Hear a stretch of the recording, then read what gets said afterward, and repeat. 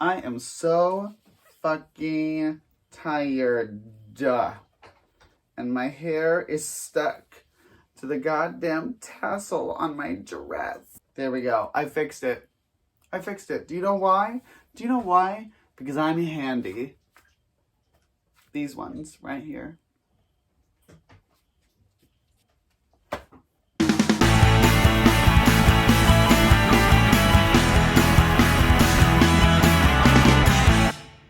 Happy days, my name is Daisy Maize, and welcome back to a brand new episode of my series, Booning and Baining. The series where I take a seemingly irrelevant topic and absolutely dissect the fucking shit out of it in a way that it does not deserve and did not ask for, but I'm going to do anyway, because why? I'm a mouse. Duh. I don't have any mouse ears. That would have been funny otherwise. That may be a Mean Girls quote, but that doesn't mean jack shit, because we are not talking about Mean Girls today. That will come another day, and it will be fantastic. Instead, today we are talking about... We're talking about a big one, guys. We're talking about a topic that I probably shouldn't speak about at all if I want this video to remain uploaded, because there's a good chance it just fucking won't. That's right, we are talking about the House of Mouse itself, Disney. I know, I'm scared too, but listen here, take my hands. We're gonna be okay. Okay? Cool. Don't fucking touch me. So normally I try to have the topics that I pick for Booning and Baining have something to do with the outfit that I'm wearing. And there's a little bit of a brief convoluted story about that. I'll try to keep it brief anyway. It's still convoluted and I'm me. So I can turn a 2-second story into a 3-hour diatribe. This dress that I'm wearing right here, hi, hello. I call this my Ella Enchanted dress because it's sort of fairy tale, but with that 2000s influence that like Ella Enchanted nailed. So cool. It's my favorite iteration of Cinderella for that reason. The costuming is just so dynamic and unique. Anyway, this dress always makes me think of princesses, and I actually wrote it down in all of my TikTok drafts, in all of my plans and to-do lists as my princess look. This is the dress I wear when I want to feel pretty and princessy. Oh god, look at all this fucking hair coming out of this wig. Holy shit. Well, that's what I get for a synthetic Amazon hard front. Am I right, ladies? Ladies.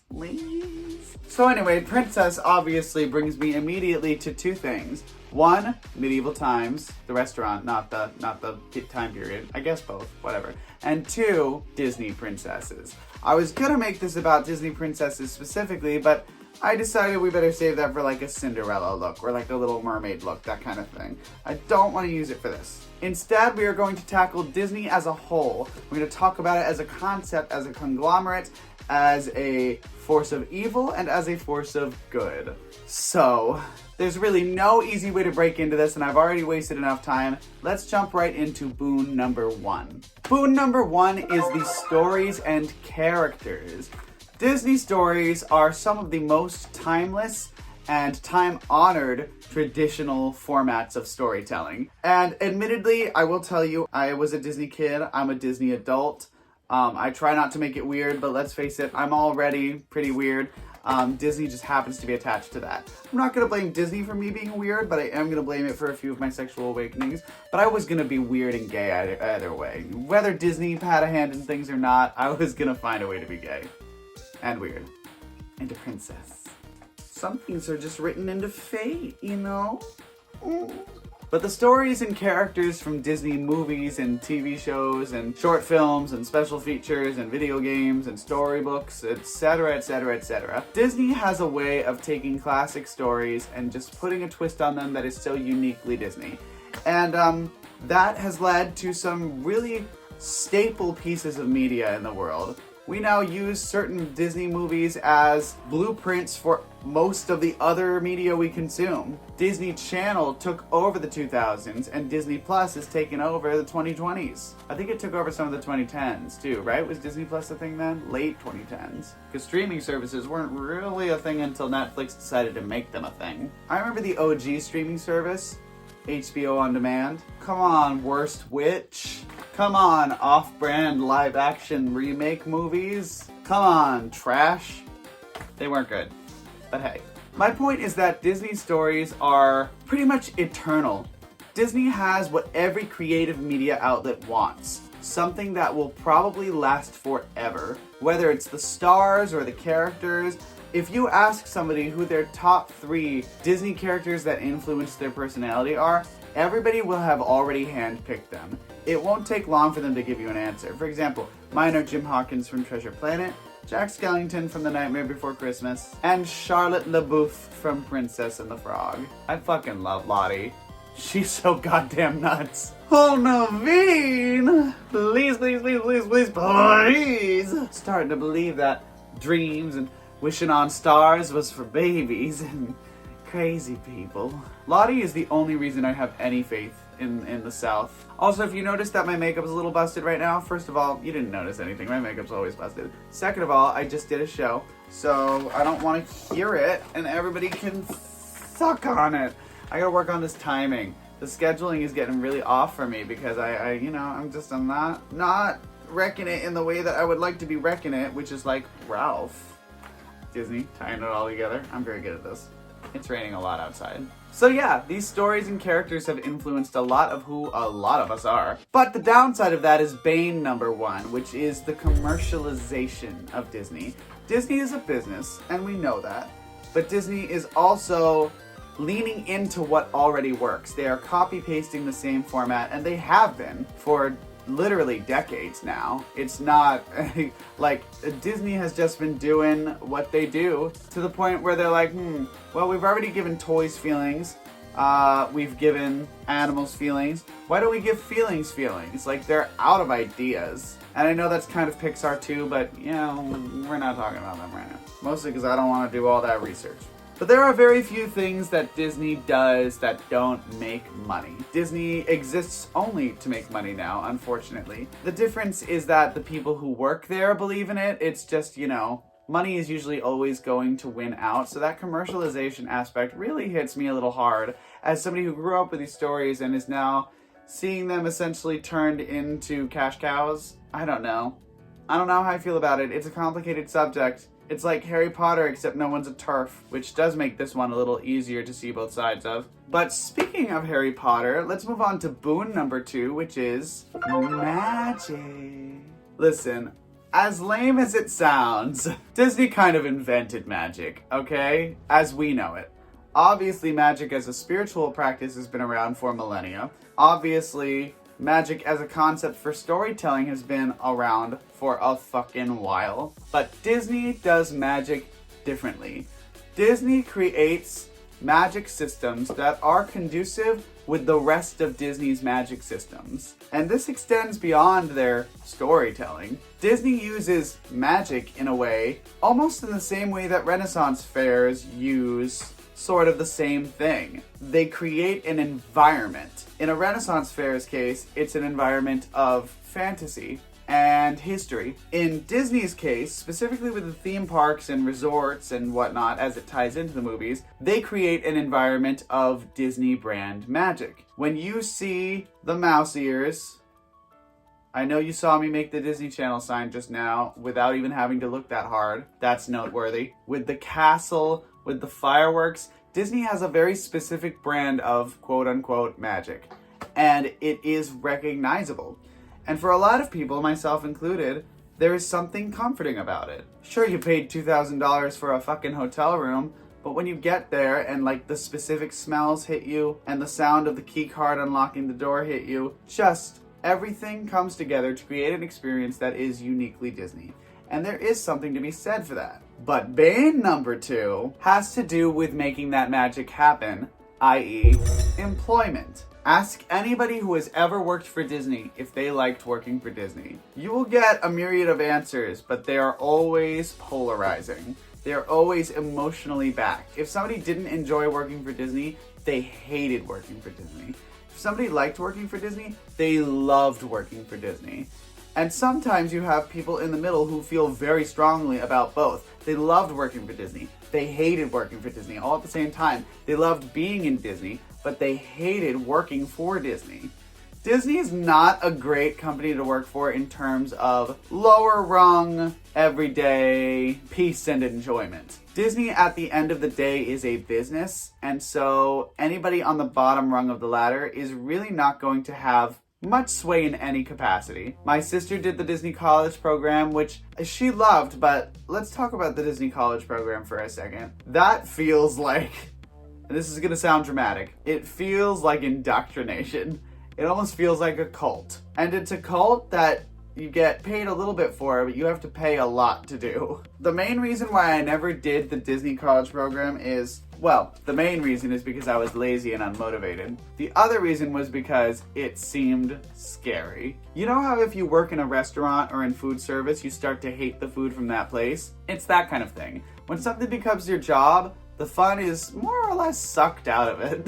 Some of your good memories can end up being really fucking tainted by your terrible experiences there.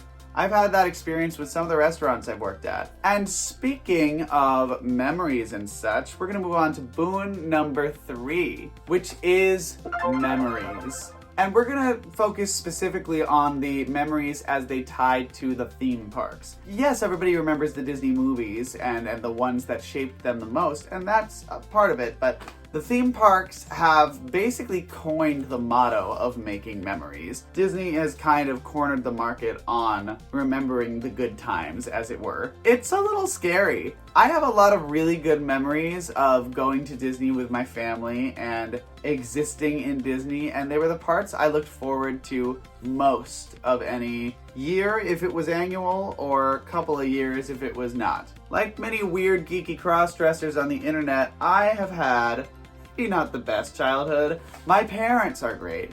They've done great. But growing up different is difficult. Anybody will tell you it's not exactly news. Not a whole lot of people really liked me when I was a kid. Very, very few, in fact, because I've been loud and obnoxious for a while, long before I got funny. The wit did not come until it came with experience, and even then it was very unpolished, and even now it's very unpolished, but it's gotten progressively much better. At the times when I did not have any coping mechanisms to help me feel joy and connect with the people around me, I do still have memories of going to Disney being some of the best ones. Sometimes they were the only times I got to see my family in Florida. Sometimes they were the only time I got to feel like I was in control of something. Sometimes they were the only time that I was genuinely having fun. I didn't grow up with any sort of sport or dance or activity that was like group oriented. My dad signed me up for Little League and I fucking hated it. I did a summer of tennis, I hated it. I did a few years of gymnastics, I liked it, but I hated doing push-ups, so I quit. I have never been a person for whom discipline is a really reliable factor. I know you couldn't tell that about me in any capacity. Those memories live right alongside the memories that I have of family vacations in Disney World. And I've never been to Disneyland, but I can always equate Disney to some of the best times I've had with my family specifically. My memories are tied to Disney in one way or another. Hell, Kingdom Hearts has a whole offshoot game about this. Chain of Memories. Go watch it, bitch. Or if you got a Game Boy Advance and you can have access to it, play it. Maybe watch a walkthrough too, because it's not the best combat system, but it's not bad. So it can be kind of complicated to think of these memories in the sense that they are attached to Disney, and that's maybe not the easiest thing to reckon with. Especially when you look at Bane number 3, the fact that Disney is a massive, multi-billion, trillion, fucking quadrillion dollar company and corporation. Disney is a business. At the end of the day, they don't care about you as much as they care about making money. And it's an unfortunate truth that we all must face. My sister has a motto that people are all naturally pretty much self-centered and bad, and it's our job to kind of mold ourselves to be good. For a while, I thought she was just pessimistic. Now I think she's pretty on par. I think she's right on the money there. And Disney is the perfect example of that. When you're a kid, it shapes you into who you're going to be. When you're a young adult, and if you do the Disney College program, you basically get indoctrinated into it.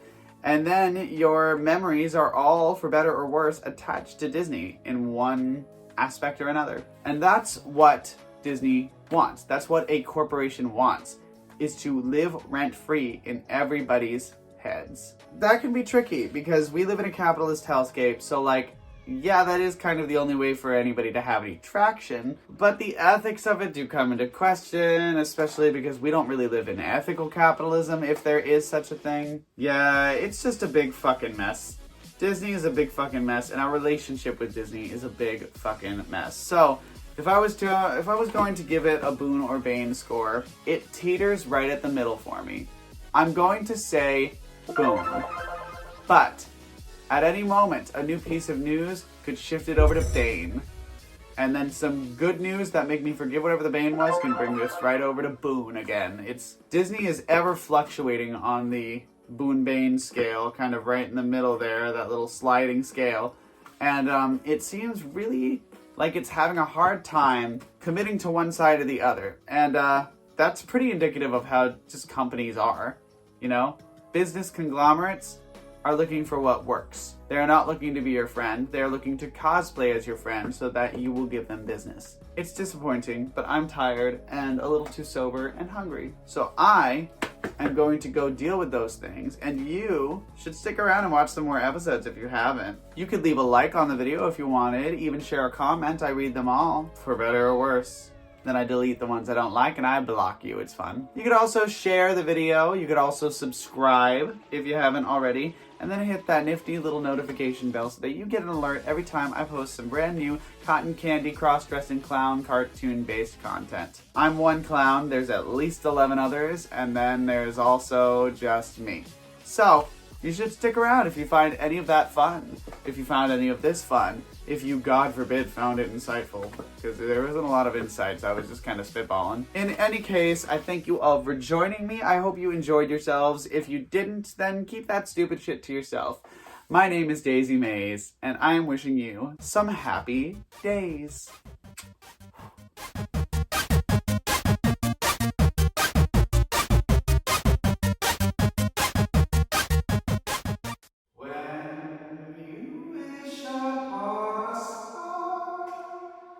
Makes no difference who you are. Anything your heart desires will come to you. I forgot to mention the music. There's so much good music in Disney. Even just like the soundtracks to the theme parks. They have those. They're fucking great. Oh well.